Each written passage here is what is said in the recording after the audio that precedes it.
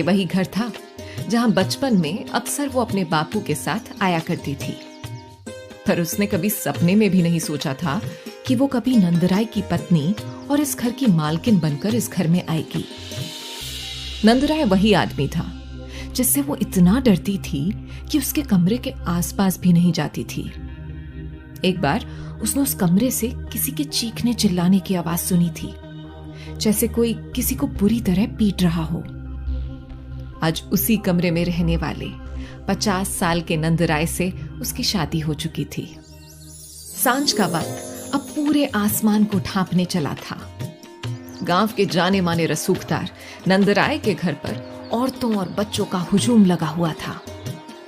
नंदराय अपनी नई दुल्हन को लेकर दरवाजे पर खड़ा था।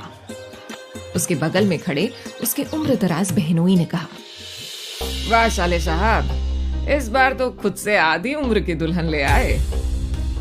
नंदराय ने अपने बहनोई को घूरा और बोला, हम तो ब्याह कर लाए, आप तो ऐसे ही।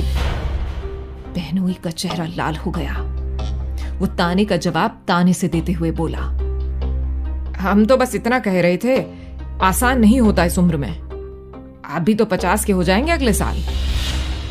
तभी दरवाजे पर खड़ी नई दुल्हन को अम्मा ने तीसरी बार आवाज लगाते हुए थोड़ा चिल्लाकर कहा, अरे सुन नहीं रही क्या?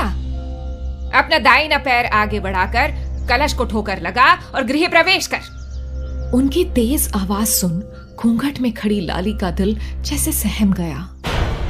पति के रूप में उसके बगल में 50 साल का नंदराय खड़ा था। फेरे लेते वक्त कितने कसकर पकड़ा था उसने लाली का हाथ। वो पकड़ नहीं, जकड़ लगी थी उसे। बस यही सोच लाली की सिसकी सी निकल आई। उसका ऐसे हल्के से सिसकना भी अम्मा से छुपा नहीं रह सका। अब तो उन्होंने नई बहू का लिहाज ताक पर रखकर कुछ सख्त लहजे में कहा, अगर इतना ही नापसंद था ये रिश्ता तो अपने बाप को क्यों नहीं कहा कि हमारा कर्जा चुका देता? फिर तुझे इस घर में बहू बनकर नहीं आना पड़ता।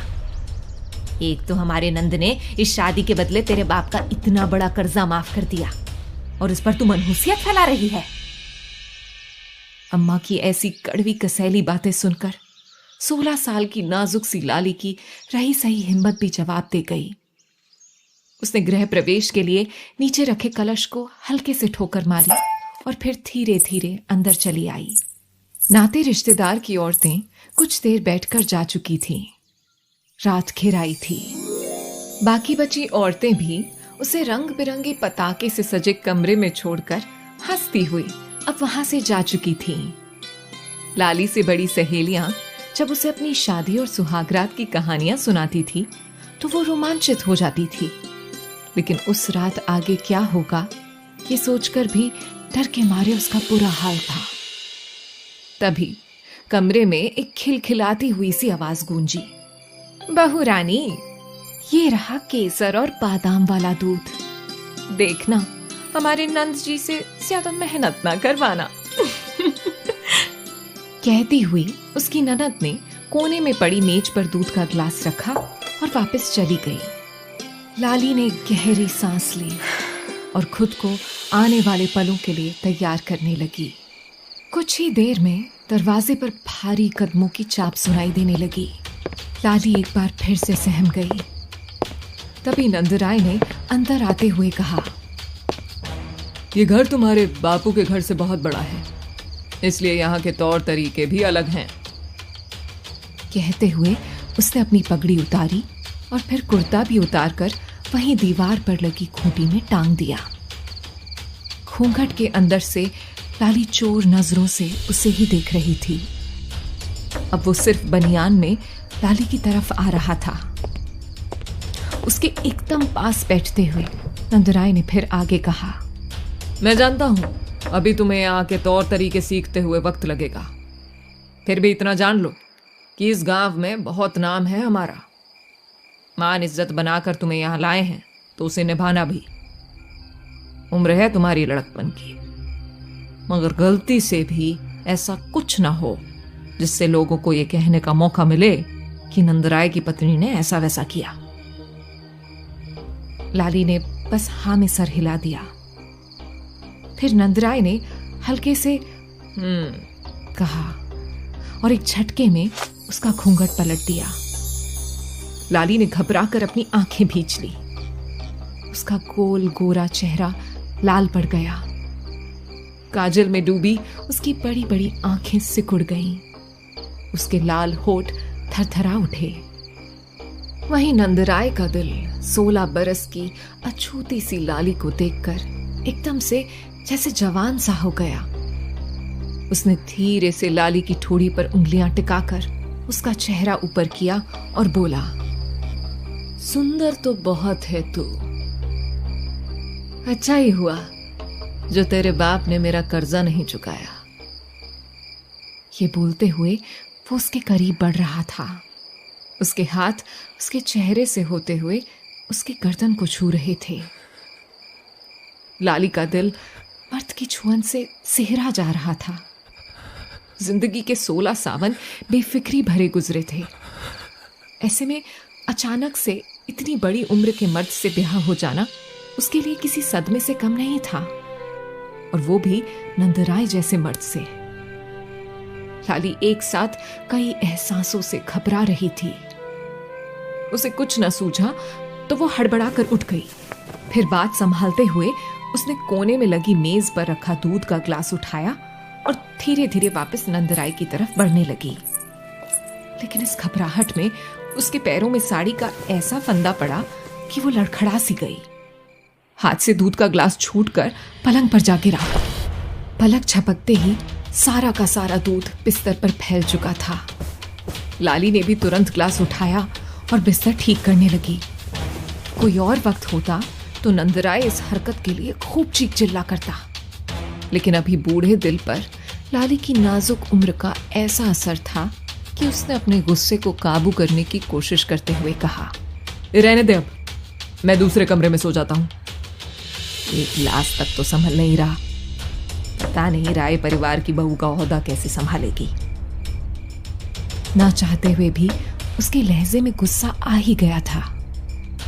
फिर हालांकि नंदराय का दिल तो नहीं चाह रहा था कि हाथ आए इतने खूबसूरत मौके को यूं ही जाने दे, वो भी तब जब उसके पास सारे अधिकार थे। लेकिन लाली की इस हरकत ने उसके लिए और कोई दूसरा रास्ता छोड़ा ही कब था। वो एक गहरी नजर लाली के चेहरे पर डालते हुए कमरे से बाहर निकल गया। उसके जाते ही लाली ने अपने कलेजे पर हाथ रखकर एक ठंडी सांस भरी और यूं ही घूंघट लपेटे बिस्तर के एक कोने में लेट गई। न जाने कौन सा पहर था। गहरी नींद में लाली को ऐसा महसूस हुआ जैसा कि उसके पेट पर कोई चीज रेंग रही हो। वो चौंक के उठ बैठी। देखा तो सामने नंदराय, चेहरे पर एक अजीब सी मुस्कुराहट होठों पर सजाए लाली के ठीक सामने था। लाली का सीना धौंकने की तरह ऊपर नीचे हो रहा था। इससे पहले कि उसे कुछ सोचने समझने का मौका मिलता, नंदराय अपना मजबूत हाथ बढ़ाकर उसे अपनी तरफ तेजी से खींचने लगा। लाली आंखों को भींचे हुए बस किसी तरह इस वक्त के टल जाने की प्रार्थना किए जा रही थी। तभी जैसे भगवान को भी उस नाजुक सी जान पर तरस आ गया। नंदराय के होंठ लाली के सीने को छूने ही वाले थे कि तभी जोर जोर से दरवाजा पीटते हुए अम्मा की आवाज गूंजी, अरे नंदराय, भोर होने को है। बहू के अंचले से बंधा ही रहेगा या नरेन को लाने स्टेशन भी जाएगा? ऐसे वक्त पर अम्मा की आवाज सुनकर नंदराय का मन तो बहुत खराब हुआ, लेकिन वो कुछ कर नहीं सकता था। उसने सामने दीवार पर लगी घड़ी देखी तो वाकई 5 बजने को थे। उसने गहरी सांस ली और एकदम से लाली के सीने से सर उठाकर उसके होठों को चूमते हुए उठ खड़ा हो गया। लाली यूं ही पड़ी रह गई। नंदराय खूंटी पर टंगा अपना कुर्ता उतार उसे पहनते हुए बोला, आज की हसीन रात के लिए खुद को तैयार रखना। और फिर तेजी से बाहर निकल गया। उसके जाते ही अम्मा बड़बड़ाती हुई कमरे में आई और सख्त लहजे में बोली, ये देखो, अभी तक ब्याह का नशा नहीं उतरा महारानी का। अरे अब उठ भी जा, नरेन पहुंचता ही होगा। उसने मन में सोचा, नरेन? नरेन आ रहा है। मैं तो भूल ही गई थी कि ये नरेन का घर भी है। नरेन वही था जिसके साथ लाली बचपन में खेला करती थी। उसका नाम लेते हुए जैसे उसने चैन की सांस ली। पर क्या नरेन आज भी बचपन जैसा अच्छा और मासूम होगा? क्योंकि कल उसने नंदराय और उसके बहनोई की बात सुनी थी। कितनी बेशर्मी थी इस घर के मर्दों में। तो क्या नरेन भी ऐसा ही होगा? ये सोच वो बिस्तर से उठी और अम्मा के पैर छुए। बस बस, सदा सुहागन रहे। मैंने झुमकी को बोल दिया है वो कमरा साफ करवा देगी। तब तक तू नहा लेना और नरेन के आने से पहले तैयार हो जाना। अरे सौतेली ही सही, मगर रिश्ते में उसकी माँ ही लगेगी ना तू। वो ये ना सोचे कि नई माँ बाप की जायदाद में हिस्सेदार पैदा करने आई है बस। आज नरेन और उसके बीच बना रिश्ता सुन जैसे लाली हिल सी गई। अब वो नरेन की माँ है। कितना अजीब था ये सुनना। लाली बस सिर हिलाकर रह गई। अम्मा के कमरे से जाते ही लाली खिड़की के पास आ खड़ी हुई। इतनी सुबह भी नौकर चाकर खूब जल्दी जल्दी में सब काम निपटा रहे थे। तभी अम्मा की मुंह लगी काम वाली झुमकी ने आकर कहा, बहू रानी, नरेन बाबू जल्दी ही आ जाएंगे। अम्मा ने कहा आपका कमरा ठीक कराऊं। लेकिन लाली तो किसी और ही ख्याल में डूबी हुई थी।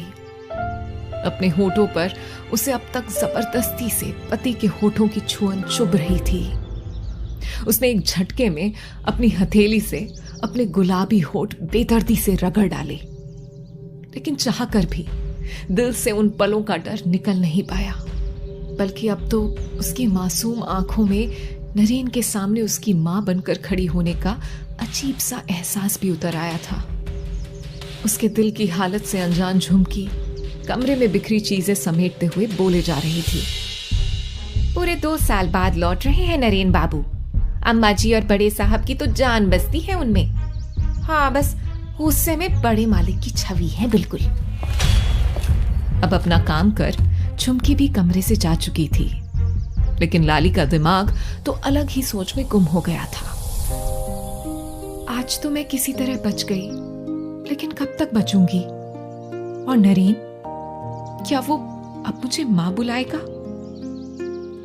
खुद ही से बातें करते हुए उसका ध्यान अपनी दुखती हुई बाह पर चला गया। नंदराय की सख्त पकड़ से लाली की बाह बिल्कुल सुर्ख पड़ चुकी थी। अपनी बाह देखकर दर्द की टीसें लाली के मुंह से सिसकारी बनकर निकली। क्या मुझे अब सारी जिंदगी यूं ही दर्द सहना पड़ेगा? भागकर वापस घर चली जाऊं? मायके जाने का ख्याल आते ही लाली की आंखें जैसे किसी रोशनी से भर गई, मगर कुछ ही पलों में वो रोशनी मद्धम पड़ गई। मगर बापू ने तो इनसे कर्जा ले रखा था।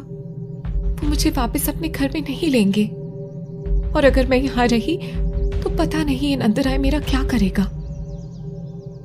16 साल की इस नाजुक सी उम्र में लाली पर नंदराय की उन हरकतों का बुरा असर हुआ। रात का ख्याल आते ही वो सबकी नजरों से छिपती छिपती पिछले दरवाजे से बाहर निकल गई। ससुराल आते हुए उसने पालकी से देखा था। गांव के बाहरी हिस्से में ही एक बड़ा सा तालाब था। घूंघट में अपना चेहरा छुपाए तेज तेज चलती हुई लाली के मन में बस यही ख्याल घूम रहा था कि वो कैसे भी बस इस घर से और नंदराय की पहुंच से दूर, बहुत दूर निकल जाए। वहीं दूसरी तरफ स्टेशन पर ट्रेन एक जोरदार सीटी देते हुए प्लेटफॉर्म पर आ लगी थी। 18 साल का नरेन अपनी अटैची लिए नीचे उतरा। लंबा कद, बड़ी बड़ी गहरी आंखें, जीन्स टी शर्ट पहने नरेन अपने उस छोटे से गांव में एकदम हीरो की तरह दिख रहा था।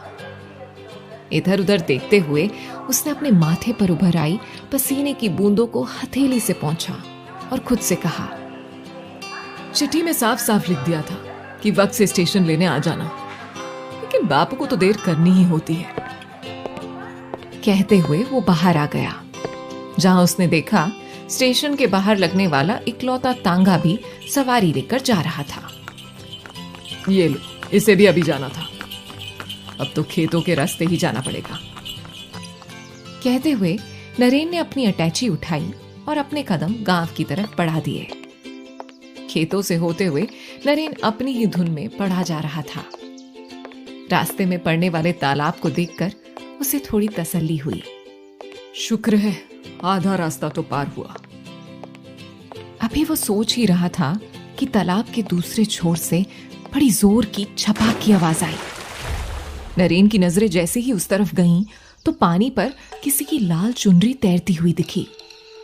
पलक झपकते ही उसे समझ आ गया कि कोई डूबने को है। एक भी पल गंवाए बगैर नरेन अपनी टी शर्ट उतार तालाब में कूद गया। वो एक माहिर तैराक था। कुछ ही पल में वो उस चुनरी के पास था। तभी पास से ही किसी के हाथ पैर मारने की आहट मिली तो नरेन ने एक गोता लगाया और अगले ही पल एक 16 साल की नाजुक सी लड़की उसकी बाहों में थी। जैसे ही नरेन की नजर उस पर पड़ी, वो तो जैसे पलक झपकना ही भूल गया। गुलाब की पंखुड़ियों से होठ, खड़ी सी नाक में जगमगाता लौंग और सबसे चौंकाने वाली बात, उसकी मांग में लगा सिंदूर जो अब पानी से माथे पर बह निकला था। नरेन ने उसे देखते ही पहचान लिया। लाली? आज पूरे 2 साल बाद वो लाली को देख रहा था। इन 2 सालों में वो कितनी बदल गई थी, जवान और खूबसूरत हो गई थी। पर सिंदूर? क्या लाली ने शादी कर ली? पर किससे? बस यही सवाल उसके दिमाग में घूम रहे थे और वो पूरी तरह फीकी लाली को निहारे जा रहा था। लाली ने जैसे ही ये महसूस किया कि वो डूबने से बच गई है, तो सहम कर नरेन के सीने से लिपट गई। उसने अब तक अपनी आंखें नहीं खोली थी। उसे नहीं पता था कि वो नरेन की बाहों में थी, जो अब रिश्ते में उसका बेटा लगता था। नरेन ये सब देखकर कुछ समझ ही नहीं पा रहा था कि आखिर हो क्या रहा है। लाली यहां इस हालत में? दिखने में तो एकदम नई नवेली दुल्हन सी लगती है। पर लाली ने किससे शादी की? सोचते हुए वो उसे बाहों में भरे हुए ही दूसरे किनारे की तरफ आने लगा। लेकिन इस किनारे पर उसके लिए एक नया तूफान इंतजार कर रहा था। लाली को नरेन की बाहों में देखकर गांव की औरतें अवाक थीं कि क्या हो रहा था। गांव की औरतें इसी तालाब पर नहाना धोना करती थीं और सुबह के इस वक्त तालाब पर औरतों का अच्छा खासा हुजूम था। नरेन जैसे ही लाली को भीगे बदन गोद में उठाए हुए बाहर निकला, उन औरतों में से एक कुछ पूरा मुंह खोल चौंकते हुए बोली, हे भगवान, ये तो नंदराय की नई दुल्हन है ना? ये नरेन के साथ यहाँ तालाब में क्या करने आई थी? इस पर दूसरी औरत घूंघट मुंह में दबाए बोली, हाँ, और देखो तो बाबू साहब ने कैसे नंगे बदन इसे बाहों में उठा रखा है। ये सुनते ही नरेन चौंक सा गया। तो लाली की शादी उसके बापू से हुई थी। ये खबर नरेन के लिए किसी शौक से कम नहीं थी। लाली ने भी जैसे ही ये सुना, वो एकदम नरेन से छिटक कर दूर हो गई। तभी एक और औरत ने कहा, भला बताओ, सौतेली ही सही, मगर रिश्ते में तो नरेन की माँ ही लगी ना। फिर ये उसे ऐसे बाहों में लिए तालाब में क्या ढूंढने निकला भला? राम राम राम, घोर कलयुग है बहन। वैसे इसमें नई बहू की भी क्या गलती? वो ठहरी तो 16 की ही ना, और नंदराय वो तो 50 के हैं। हो सकता है नंदराय सुहाग रात को प्यासे ही रख छोड़े हो इसे, तभी तो सुबह सुबह सौतेले बेटे के साथ ही